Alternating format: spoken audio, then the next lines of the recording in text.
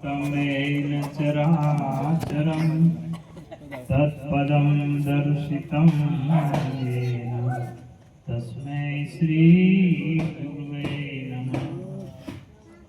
सदा भवानी दाहिनी सन्मुखवसो गुणे पंचदेव रक्षा करे ब्रह्मा विष्णु महेश।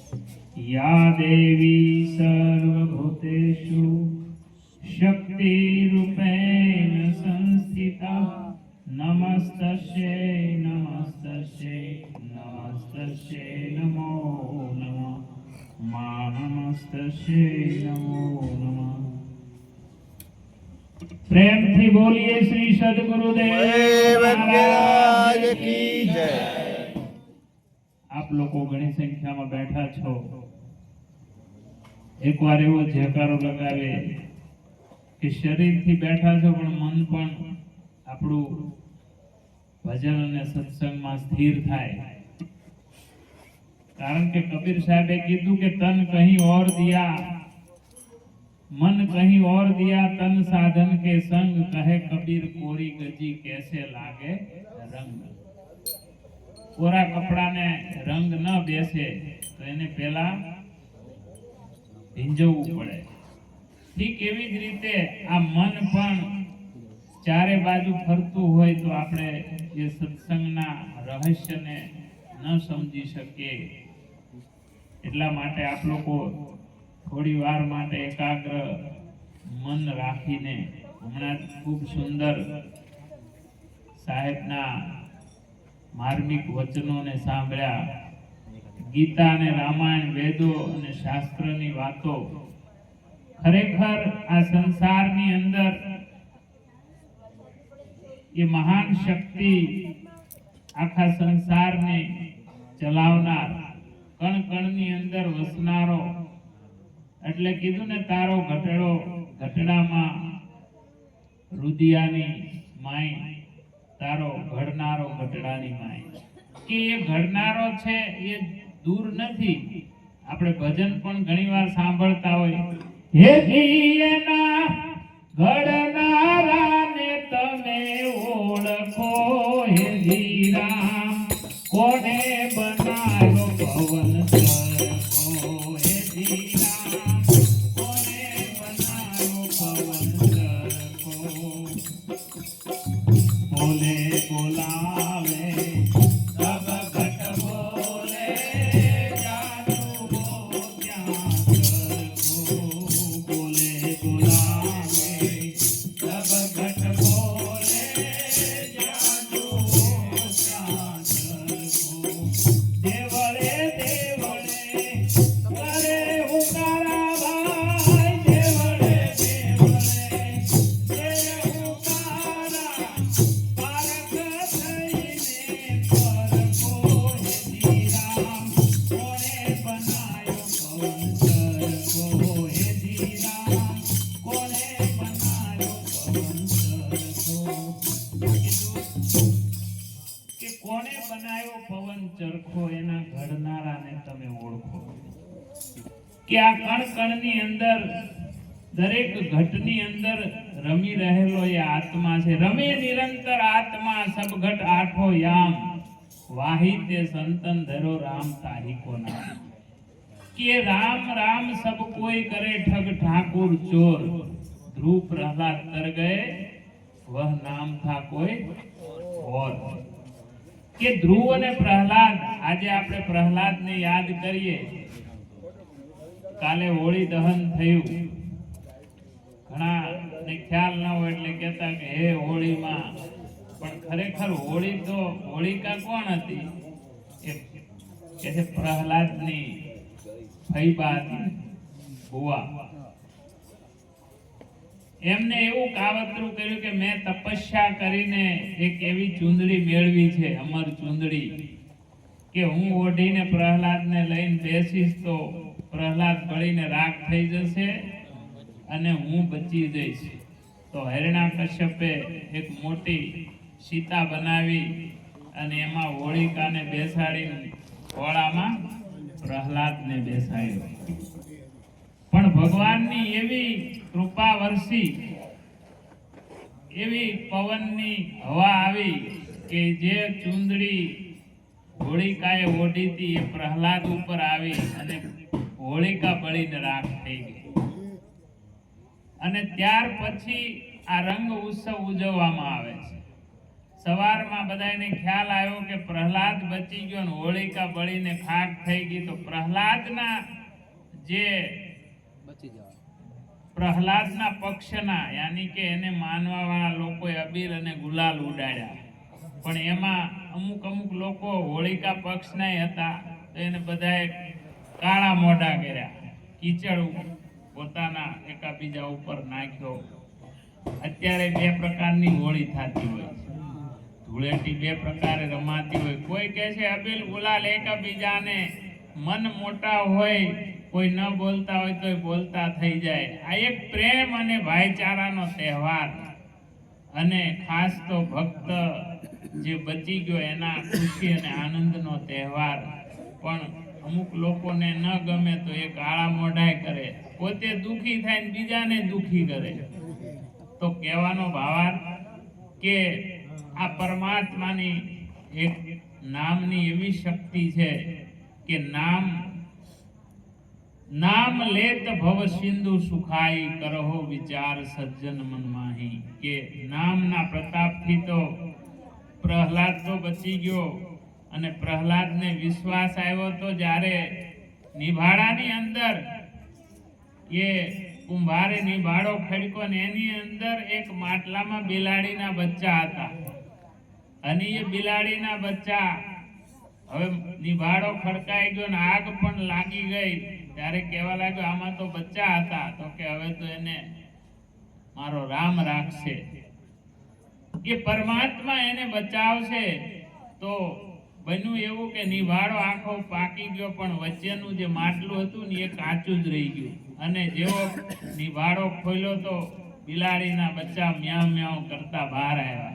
ત્યારે પ્રહલાદને વિશ્વાસ થયો કે મારનાર કરતા જીવાડનાર તારનાર મોટો છે. એટલે કીધું જાકો રાખે સાઈયા, માર શકે ન કોઈ, બાલ ન બાકા કર શકે જો જગ વેરી હોય. કે કદાચ આખો સંસાર દુશ્મન બની જાય, પણ જેનો રખવાળા રામ કરે ને એને જીવનમાં ઊની આંચ પણ આવતી નથી. તો આજે આવો વિશ્વાસ જ્યારે પોતાના જીવનની અંદર, હમણાં કીધું ને વિશ્વાસ, તમે વિશ્વાસુ નરને નેડો, માણા રાજરે નરરે નુગરાની સાથે નેડલો ન કરીએ. નેડલો કરો તો કોની આરે કરો? સુગરાની સાથે. કારણ કે સુગરા હોય તો શાંતિ મળે, અને નુગરા નક્કી નરકે લઈ જાય. એટલા માટે આપણા સંતો ને ભક્તોએ એક જ વાત કરી, કારણ કે જ્યારે સદગુરુ મહારાજજીનું જેને સાચા સદગુરુ મળે તો એનો બેડો પાર થઈ જાય. એટલે કીધું ગુરુ બિન ભવનિધિ તરે ન કોઈ, જો બિરંશી શંકર સમ હોય. કે મોટા મોટા મહાપુરુષો પણ ગુરુજીના ચરણોમાં જઈ અને જ્ઞાનને પ્રાપ્ત કર્યું. પણ કયું જ્ઞાન? જ્ઞાનનો અર્થ જ છે અનુભૂતિ, કે પ્રત્યક્ષ દર્શન, એનું નામ જ જ્ઞાન છે. બાકી માનવું એ અજ્ઞાન છે, જાણવું એ જ્ઞાન છે. તો એ જાણવા માટે તો અનુભવનો એ વિષય છે, કારણ કે અનુભવ વગર કોઈ વસ્તુ પ્રાપ્ત થતી નથી. આજે વિજ્ઞાન પણ માને છે કે ખરેખર અનુભવ એ જ સત્ય છે. બાકી કીધું ને, કથની મીઠી ખાંડ સી કરની વિસ્કી લોય, કથની છોડ કરની કરે તો વિશ્વ અમૃત હોય. કે કથની ખાલી કહેવું એ અજ્ઞાન છે, પણ જ્યારે એને આત્મસાત કરીશું જીવનમાં, એને પ્રાપ્ત કરવાની આપણે કોશિશ કરવી પડે. કારણ કે એ વસ્તુને મેળવવા માટે વ્યક્તિએ, હમણાં કીધું ને કે જ્યારે વ્યક્તિ મિટા દે अपनी हस्ती को, अगर मर्दवा चाहे दाना खाक में मिलकर गुले गुलजार होता है. કે એક દાણાને પણ જો વૃક્ષ બનવું હોય, ઝાડ બનવું હોય, તો એને પહેલા ધરતીમાં સમાઈ જવું પડે, ઓગળી જવું પડે. એમાંથી જ્યારે અંકુરિત થાય, ઝાડ બને, પછી ફળ લાગે. ઠીક એવી રીતે કંઈક મેળવવા માટે કંઈક કહે છે ગુમાવવું પડે છે.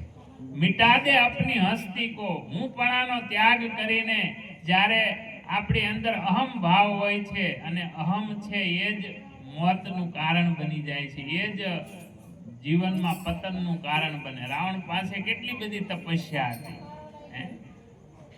જેને સ્વયં મહાદેવજીને પ્રસન્ન કરી લીધા હોય, દેવતાઓ જેની ચોકીઓ કરતા હતા, પણ એમનો પણ એક દિવસ અંત આવી ગયો. કેમ કે અહમ ભાવ, અને જ્યાં સુધી અહંકારનો નાશ ન થાય ત્યાં સુધી ભક્તિ પ્રગટ ન થાય. કારણ કે ભક્તિને પ્રગટ કરવા માટે જબ मैं था तब हरि नहीं, अब हरि है तो मैं नहीं, પ્રેમ ગલી સાંકડી તામે દો ન સમાય. કે પ્રેમનો રસ્તો એટલો બધો સાંકડો છે, ઝીણો છે, કે એમાં કોઈ દિવસ બે વસ્તુ રહી ન શકે. એક મિયાનમાં બે તલવાર ના રહે. એમ જ્યારે આ હૃદયની અંદર અહમતાનો ભાવ હોય ત્યાં સુધી ભગવાન કદાપી પ્રગટ થતા નથી. એટલે તો એ અહમને બાળવા માટે ગુરુદ્વારે તમે જાઓ, ખરું ઘર ખોળવા માટે ગુરુદ્વારે. કારણ કે એ ખરું ઘર, આ ઘર નથી તમારું. આપણે એમ કે આ ઘર મારું છે, આ ઘર મારું છે, પણ આ ઘરે નથી રહેવાનું ને આ ઘરે નથી રહેવાનું. કારણ કે એ ઘડ એટલે કીધું એના ઘડનારાને ઓળખો. આ ઘરને પણ ઘડનારો કોણ છે? આ ઘડનારો છે એ ઘટડાની માય છે, અંદર બેઠેલો છે, પણ છતાં કીધું ને દેખાતો નથી. ભગવાન ગીતામાં કહે છે ન તું મામ શક્ય દ્રષ્ટુ, આ નેત્રોથી અર્જુન તું મને નહીં જોઈ શકે. હવે એની જેમ આપણે બેઠા એમ રૂબરૂ સાથે વાતો કરતા હતા, મિત્ર હતા, સગા, શાળા બનેવીનો સંબંધ હતો, તો કે શું વાત કરો, હું તમને પગથી માથા સુધી ઓળખું છું. તો કે તું મારા શરીરને ઓળખે છે, આ મારું અસલી રૂપ નથી. નૈનમ છિદંતી શસ્ત્રાણી નૈનમ દહતી પાવકા ન ચૈન કલંત્યા ન શોષ્યતિ મારું. તો હે અર્જુન, મારું સ્વરૂપ તો એવું છે જેને શસ્ત્ર કાપી ન શકે, અગ્નિ બાળી ન શકે, વાયુ સૂકવી ન શકે. અજર, અમર અને અવિનાશી હું છું, અને આ નેત્રોથી કે છે અગમ્ય છું. કારણ કે એ અગોચર છે. આપણે ગાઈને આરતી કે તુમ હો એક અગોચર સબકે પ્રાણપતિ, કિસ વિધિ મિલુ દયા મેં તુમકો મેં કૂટતી. મારી મતિ કામ નથી કરતી, પણ હું, તમે અગોચર છો, આની કે એ દ્રષ્ટિથી પર છો. તો એ દ્રષ્ટિ કઈ છે? એને કહેવાય દિવ્ય દ્રષ્ટિ. ભગવાન અર્જુનને દિવ્ય ચક્ષુ આપે છે કે હે અર્જુન, આ નેત્રોથી નહીં, હું તને દિવ્ય ચક્ષુ આપું છું. એના દ્વારા તું મારા ઈશ્વરી યોગને જો. ઈશ્વરી યોગ, આ તો સંસારી બહારી રૂપને આપણે જોઈએ છે, પણ એક એવું અનંત રૂપ છે જે આખા સંસારને જેને ધારણ કર્યો છે.